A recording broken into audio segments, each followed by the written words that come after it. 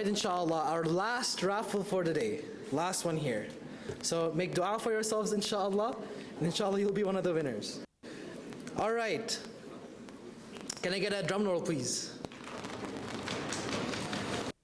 Okay, the winning numbers are 0, 8, 3, 2, 2, 9, 7, 1. Yeah, winner? We have a winner. Round of applause.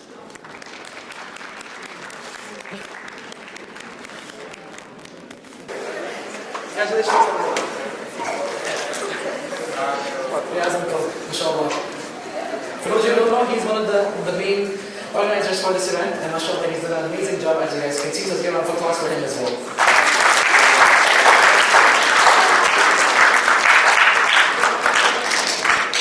Alright, inshallah. With that, I would like to invite upon our next speaker, Mariam Saee. Mariam Saee, falling in love with the teachings of the Rasul sallallahu alayhi wa sallam in modern times. Mariam Saee, falling in love with the teachings of the Prophet sallallahu alayhi wa sallam in modern times.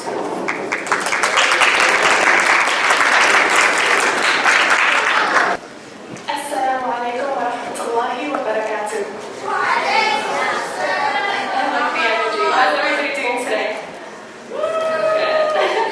Alright, my name is Mariam Saee, and today I will be speaking on falling in love with the teachings of the Prophet Muhammad sallallahu alayhi wa sallam in today's modern time. رب اشرح لي صدري ويسر لي أمري واحلل عقدة من لساني يفقهوا قولي. So I wanted to start off with a question. But why love? What is so important about loving the Prophet Muhammad sallallahu alayhi wa sallam? What is so important about loving Islam? About loving Allah subhanahu wa ta'ala? I'm sure we have all heard of the saying, when you love what you do, you will never work another day in your life. While I know this may sound corny, the message is true. Time and time again, studies have proven that once you do what you love, you do it better, you do it more productive, and you do it in a way that improves your quality of life. In the book, Secrets of Divine Love, by Dawah, may Allah subhanahu wa ta'ala bless my friend for gifting me this book. She states that God's love is like a healing balm that can mend your soul and reignite the spark of faith within you. We all have Islam in us, but once we learn more and once we educate ourselves, our faith of spark will explode. The love that Allah subhanahu wa ta'ala has for His creation is unconditional, something that you can never find on this planet. In His hadith, Allah subhanahu wa ta'ala states that if His servant were to come to Him even one step, He will come to him the distance of 2 outstretched arms. Imagine that. Imagine the love that Allah subhanahu wa ta'ala has for His creation. It's crazy. If you go to Him walking, He will come to you running. Continued in the book of Dawah, she states that whereas the human can be kind, Allah subhanahu wa ta'ala Himself is kindness. The human can be merciful, but Allah subhanahu wa ta'ala Himself is mercy. We can be peaceful as individuals, but Allah subhanahu wa ta'ala is mercy, peace.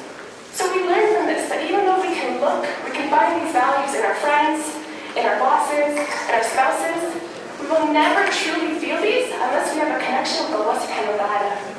So I know you may be thinking, isn't this about Prophet Muhammad sallallahu alayhi wa sallam? What happened to that? Well, when we love the Creator, Allah subhanahu wa ta'ala, it is inevitable. We will love what Allah subhanahu wa ta'ala loves. And time again it has been proven that Allah subhanahu wa ta'ala loves the Prophet Muhammad sallallahu alayhi wa sallam. In this hadith he states, were he to ask something of me, I would surely give it to him. And were he to ask me for refuge, I would surely grant it for him. Imagine that. The Lord of all lords, the King of all kings, saying to a human that if you want something, I will give it to you, no problem. Imagine the love that Allah subhanahu wa ta'ala has for His creation, the Prophet Muhammad sallallahu alayhi wa sallam. So it is only our duty to also love the Prophet Muhammad sallallahu alayhi wa sallam. This is a little bit of what I'll be going over today in terms of Prophet Muhammad sallallahu alayhi wa sallam. The verses in Surah Al-Alaq, verses 1 to 5, the first 2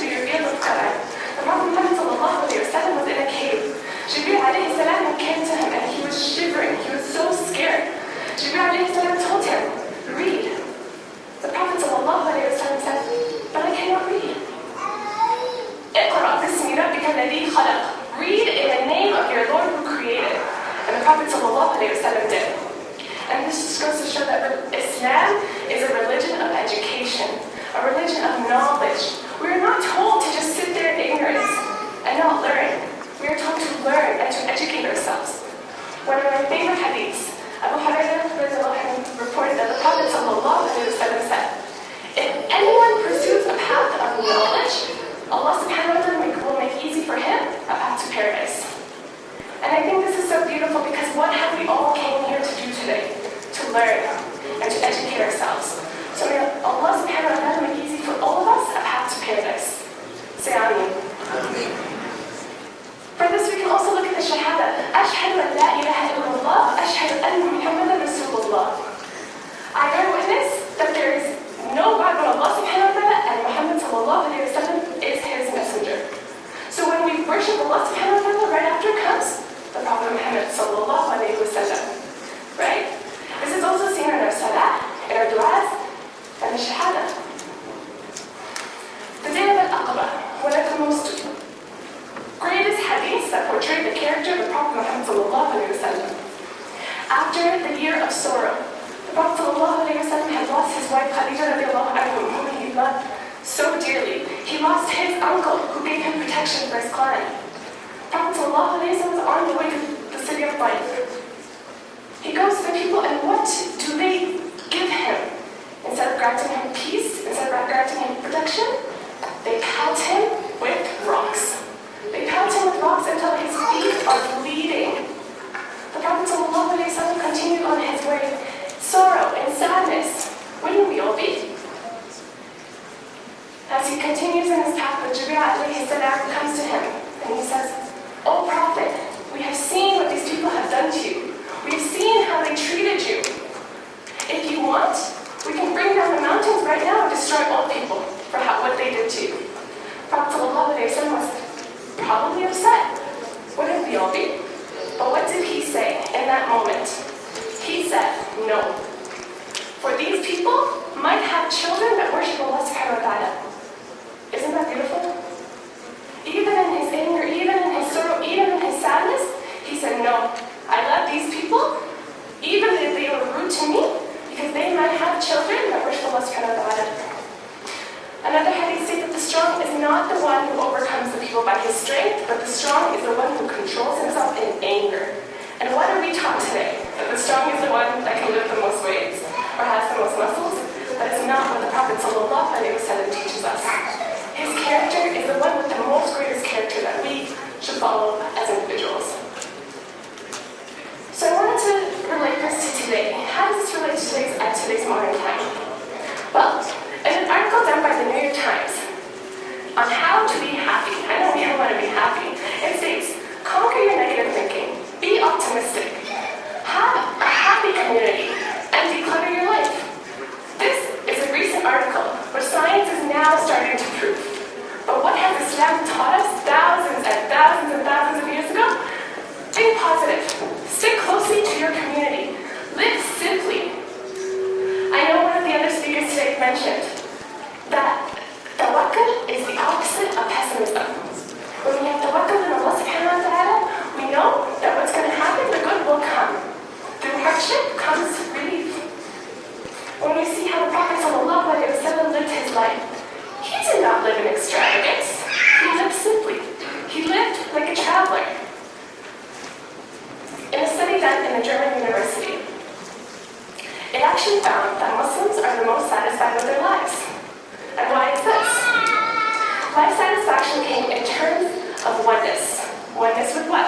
Oneness with God. Oneness with our community. Oneness in our roles, our morals, and our beliefs. We have purpose as Muslims. Prophet Muhammad ﷺ gives that to us. And we have role models. Ones that can never compare to what?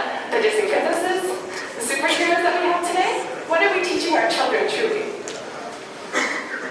So I wanted to conclude with this. Admiring from afar is one thing. Listening to these presentations, alhamdulillah, the fact that you guys are all here is a beautiful thing. But listening to these presentations means nothing if you don't take it and you don't emulate it into your lives.